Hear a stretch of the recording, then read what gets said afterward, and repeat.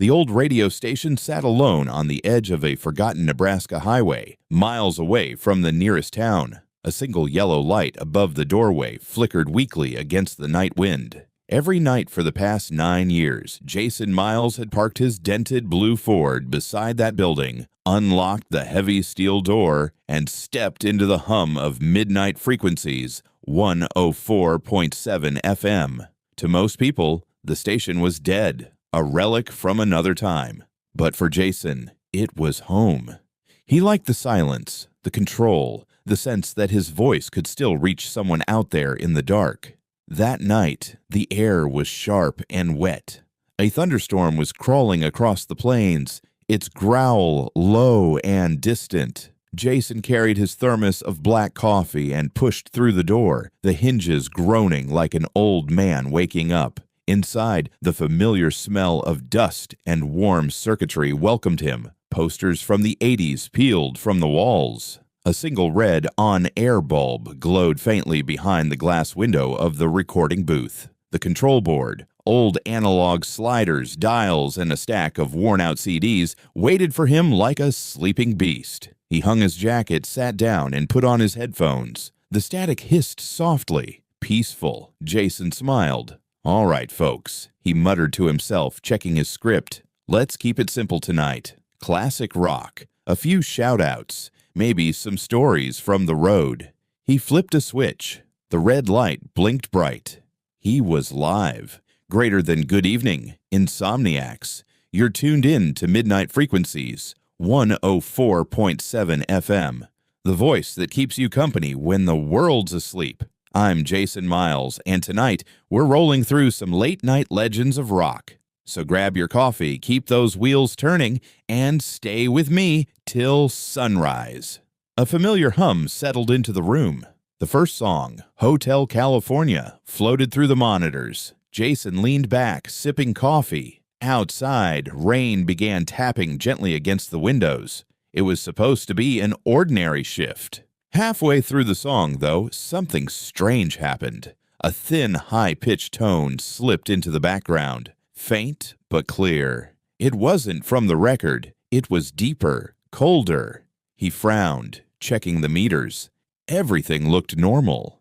He turned one dial down, then another. The tone stayed. Then a whisper crept through his headset. Greater than Jason. "Can you hear me?" He froze. The voice was soft. Female, maybe. Not a caller, not a sound effect. He turned off the mic, checked the phone line. Dead. No call lights flashing. When he looked back at the soundboard, every volume level had dropped exactly halfway, like someone else had touched them. The hair on his arms lifted. He took off his headphones and listened. Nothing but rain. Then, faintly from the hallway beyond the studio, a sound like footsteps on the old tile floor. He called out, "Hello? Bill, that you?" Bill was the daytime engineer, old, half-deaf, and always forgetting to lock up. No answer. Jason stepped into the hallway. The lights buzzed overhead, flickering every few seconds. He glanced toward the end of the corridor, where a red exit sign glowed like a bleeding eye. Nobody there. He returned to the booth, shaking his head. "Probably just the building settling," he said quietly. When he sat back down, the radio meters flickered again. And, from the speakers, that same whisper, greater than, "You shouldn't be here after midnight." His pulse kicked hard. He ripped the headphones off and stared at the board. The voice had come through the broadcast channel, meaning everyone tuned in would have heard it too. The request line started flashing. 1, 2, 3 calls at once. Jason swallowed and hit the button. 104.7. You're on air. Static. Then a man's voice, trembling. "Who was that just now?" That wasn't part of the song, right? Because, man, that sounded... The line went dead, mid-sentence. Jason stared at the phone, a knot of dread tightening in his chest. He forced a laugh into the mic. "Guess our signal's having fun with the storm tonight. Hang tight, folks. We'll be right back after this one." He queued up another track and leaned forward, trying to steady his breathing. The storm outside was louder now, thunder rolling like far-off drums. He didn't notice at first the faint shape moving behind the glass window of the recording booth. something tall, something standing just outside the room. The lightning flashed, and for one split second, the reflection looked exactly like him, Jason Miles.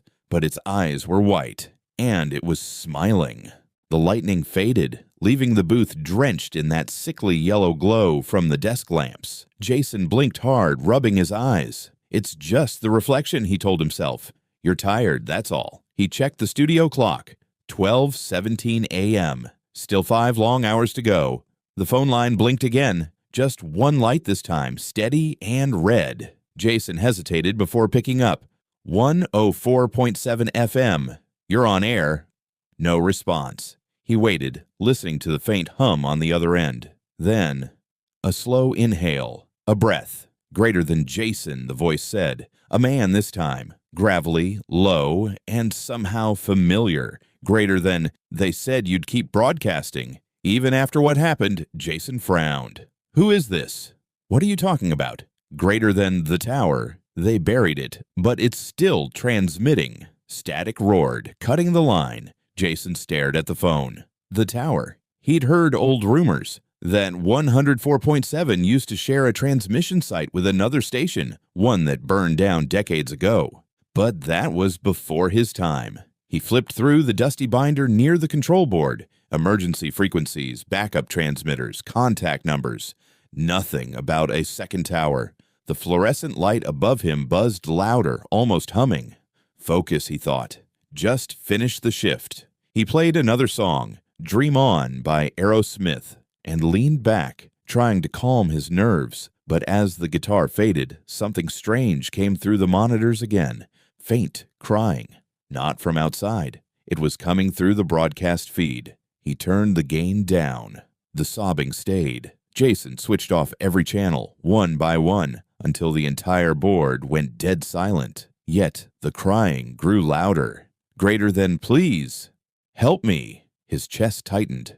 Who are you? He whispered, forgetting he wasn't even live anymore. Greater than, you're hearing us because you opened the frequency. Lightning flashed again, and the power flickered. The red on-air sign went dark for a heartbeat, then glowed back on. Jason's hands were trembling now. He reached for the station phone to call Bill, the engineer, but before he could dial, the studio door clicked. Someone had just unlocked it from the other side. Jason froze. The hallway light poured in a narrow strip beneath the door. No shadow moved across it. No footsteps.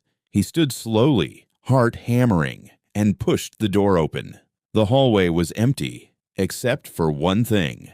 At the far end, near the old storage room, the security camera monitor was flickering. Every channel showed static except one, camera 3, pointed at the transmitter tower outside. And in that grainy black and white feed, a figure stood at the base of the tower. Long coat, bare feet, head tilted back toward the blinking red light at the top. Jason leaned closer to the screen. The storm was still raging, but the figure didn't move, didn't flinch. Then the image distorted. For half a second, the figure's face filled the entire monitor, pale, hollow-eyed, and whispering, "We're still on air." The screen went black. Jason stumbled back, his breath short. He grabbed his phone and snapped a photo of the monitor, but the moment he looked down, the image on his phone wasn't of the tower at all. It was his own studio booth, taken from outside the glass, and someone was standing behind him. He spun around. Nothing. Only the dim booth, the steady blink of the mixer lights, and the storm beyond the window. He stared at the photo again. The shape behind him was faint, but clear enough. A human outline, shoulders hunched, face hidden in shadow. Jason's stomach twisted. "I'm losing it," he muttered. "I'm just losing it." He deleted the photo. When he turned back toward the console, all the sliders had moved again, every one of them perfectly centered. The speakers hissed. "Don't try to turn it off," said the whisper. "We've been waiting to broadcast again." Jason's voice cracked. "What do you want from me?" Silence, then laughter, soft and broken, like a warped tape reel. The studio clock ticked from 12:59 to 1 a.m. Outside, thunder cracked so violently that the entire building shuddered. Jason backed toward the door and saw, out the corner of his eye, a reflection in the glass. It was him again. But this time, the reflection moved first. The other Jason leaned closer to the glass, eyes wide, lips moving soundlessly. And as lightning lit up the room, Jason finally read the words, greater than, "It's your voice keeping us alive." The air inside the booth felt wrong now, heavy like the oxygen itself had gone stale. Jason stared at the reflection in the glass, frozen in disbelief. His pulse thudded in his throat. The other him didn't fade this time. It stayed, its head tilted slightly as if studying him. The pale mouth curved upward in a slow, impossible smile. Jason whispered, "Who are you?" The reflection's lips moved in sync with his voice, then kept moving after he stopped. He couldn't hear the words, but he saw them. 3 simple ones, greater than, "Keep broadcasting, Jason." Then, with a sound like tearing fabric, the speakers screamed with static. The glass in the booth shook. Jason ripped off his headset, but the noise was everywhere, pouring from the walls, vibrating through the floor. The red on-air light began to flicker violently, strobing across the room like blood pulsing through a vein. He slammed the main power switch down. Nothing. The sound didn't even flicker. He pulled the plug from the wall. Still nothing. The voice came again through the static, his own but twisted. "You opened the frequency. You gave us your voice." Jason backed toward the hallway. "Stay the hell away from me!" he shouted. The static answered. From deep inside the distortion, multiple voices overlapped. Men, women, children, all whispering at once, all blending into a monstrous chorus. "The dead signal lives. The tower calls. Stay on air." Jason stumbled into the hall, knocking over a chair. Every light in the corridor blinked between on and off, like the building itself was breathing. He ran toward the exit, but stopped. At the end of the hallway, the glass door leading outside was wide open. Rain was blowing in sideways. Beyond it, the tall transmitter tower loomed, lightning flashing across its metal frame. And at the base of the tower, someone was standing there again. Bare feet, long coat, head tilted back. Jason stepped closer, drawn to it like gravity. The static hissed louder in his ears, though he wasn't wearing the headset anymore. The figure slowly turned its head toward him. Even from across the lot, Jason could see its face now. Gray skin, hollow eyes, mouth stretched in a ragged grin. It raised its hand and pointed toward the tower door. Greater than, "Come to the source." The voice wasn't outside. It was inside his head. Jason clutched his skull, shouting, "Leave me alone!" But the static only grew until it drowned out everything, his heartbeat, his breath, even the sound of thunder. Then, just as suddenly, it stopped. Silence. Jason lowered his hands, trembling. The tower door was open, faint red light spilling from inside. He didn't want to move, but his legs did anyway. Step by step, he crossed the wet ground, rain soaking his jacket, the gravel crunching underfoot. When he reached the door, he saw the source of the red light. A small backup transmitter, humming weakly. It shouldn't have been active. The power was cut. But its frequency dial was spinning on its own, flicking through channels too fast to read. Then it stopped. 104.7 FM.